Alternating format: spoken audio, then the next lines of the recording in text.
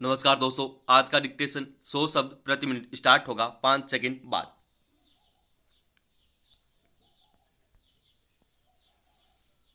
Start. Corona काल हो या सामान्य वक्त, अस्पताल हमारी जिंदगी का अहम हिस्सा बन गए हैं। पिछले 1 साल से कोरोना जनित आपदा ने अस्पतालों और स्वास्थ्य के बुनियादी ढांचे के प्रति हमारे नजरिए को मथने का काम किया है। एक और जहां कोरोना के इस अदृश्य ज्वालामुखी ने चिकित्सा की सार्वजनिक व्यवस्था को हतोत्साहित करने वाली नीतियों से लेकर निजी अस्पतालों की मनमानी को उजागर किया है, वहीं स्वास्थ्य क्षेत्र को नई संजीवनी देने के प्रयासों को भी बल दिया है। निसंदेह कोरोना की इस लड़ाई में अस्पतालों की भूमिका अग्रणी है। संक्रमितों की बढ़ती संख्या की वजह से अस्पताल अपनी क्षमता से कई गुना अधिक काम कर रहे हैं। जब संक्रमण का दायरा प्रतिदिन 4 लाख की संख्या को पार कर रहा है, ऐसे समय में अस्पतालों, कोविड देखभाल केंद्रों और एकांतवास केंद्रों में आगजनी की बढ़ती घटनाएं नई चुनौती खड़ी कर रही हैं। पिछले कई वर्षों के मुकाबले इस साल अस्पतालों में आगजनी की घटनाएं तेजी से बढ़ी हैं। हालात की गंभीरता को देखते हुए केंद्रीय गृह मंत्रालय को राज्य सरकारों को निर्देश देना पड़ा है कि कोविड अस्पतालों में आग की घटनाएं रोकने के लिए पर्याप्त इंतजाम किए जाएं। साथ ही यह भी कि बढ़ती गर्मी को देखते हुए अस्पतालों में आग लगने की घटनाओं से निपटने के लिए पूर्व तैयारी रखी जाए। अस्पतालों में आग की घटनाओं की भयावहता का अंदाजा विगत कुछ महीनों के भीतर हुई दर्दनाक घटनाओं से लग जाता है। अगस्त 2020 से अब तक देश के अलग अलग हिस्सों से अस्पतालों में आगजनी की 2 दर्जन से अधिक बड़ी घटनाएं सामने आ चुकी हैं। कुछ समय पहले गुजरात के एक शहर में कोविड अस्पताल में आग लगने से 18 लोगों की मौत हो गई थी। इसमें दो राय नहीं कि कोरोना के बढ़ते मामलों के बीच कोविड अस्पतालों पर क्षमता से कई गुना बोझ बढ़ा है।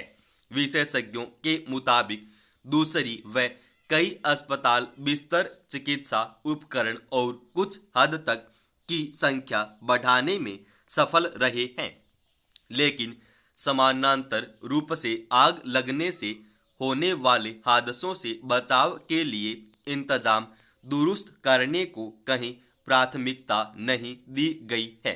ज़्यादातर अस्पतालों में बिजली का भार अचानक बढ़ जाने से आपूर्ति व्यवस्था अचानक ध्वस्त हो रही है।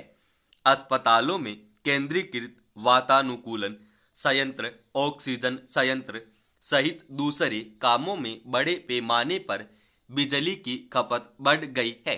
ऐसे में तारों पर भार बढ़ता है, वे ज़्यादा गर्म हो जाते हैं और इसी से चिंगारी पैदा होती है। यही आग लगने का बड़ा कारण बनती है। कई स्थानों पर विद्युत के अति संवेदनशील सुचालक मेडिकल उपकरणों के संचालन में गैर प्रशिक्षित अमले को लगा दिया जाता है।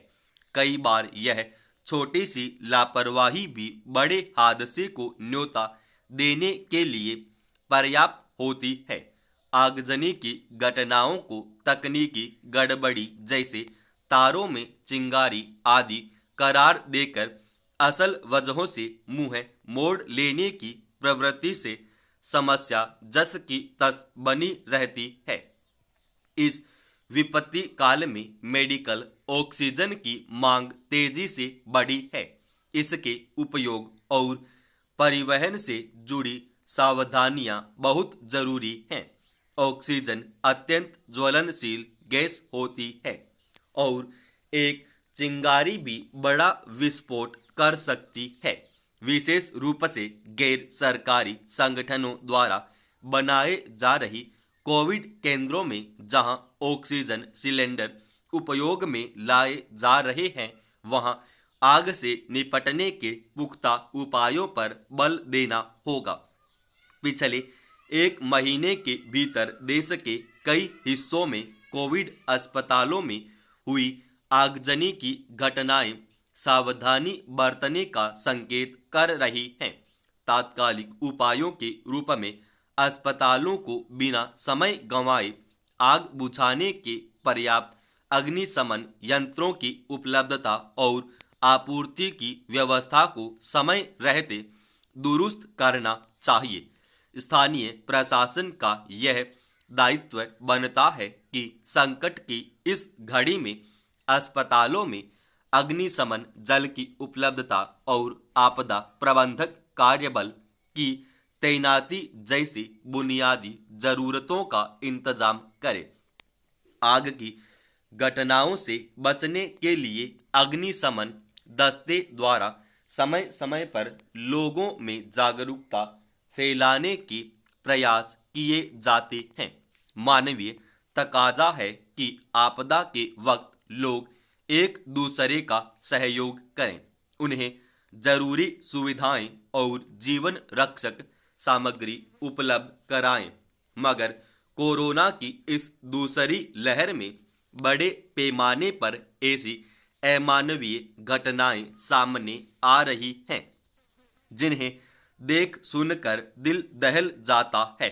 इस वक्त जब देश भर के अस्पताल ऑक्सीजन और इस संक्रमण के इलाज में काम आने वाली जरूरी दवाओं की कमी से जूझ रहे हैं, तब कई जगहों से कुछ दवा विक्रेताओं, वितरकों और सक्षम लोगों द्वारा इनकी जमाखोरी और कालाबाजारी की खबरें भी मिल रही हैं।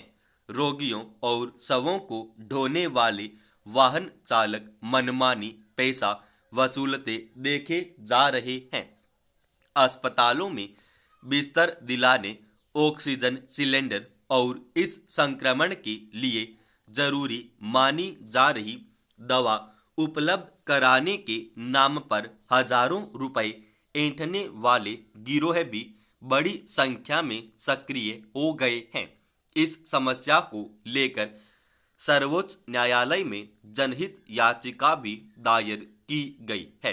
अब केंद्र सरकार ने अदालत को आश्वस्त किया है कि सभी राज्य सरकारों से ऑक्सीजन सिलेंडर, दवाओं और दूसरी आवश्यक सामग्री की जमाखोरी और कालाबाजारी करने वालों के खिलाफ सख्ती बरतने का अनुरोध किया गया है। अब तक इस मामले में 157 लोगों के खिलाफ कार्यवाही भी की गई है। विचित्र है कि जिन मामलों में लोगों को खुद नागरिक बोध और मानवीय संवेदना से संचालित होकर सहयोग के लिए आगे आना चाहिए, उनमें भी अदालतों और सरकारों को कड़ाई से पेश आना पड़ रहा है। हालांकि ऐसे वक्त में बहुत सारे लोग अपनी क्षमता के मुताबिक रोगियों की मदद के लिए तरह तरह से सहयोग करते हुए मिसाल पेश कर रहे हैं।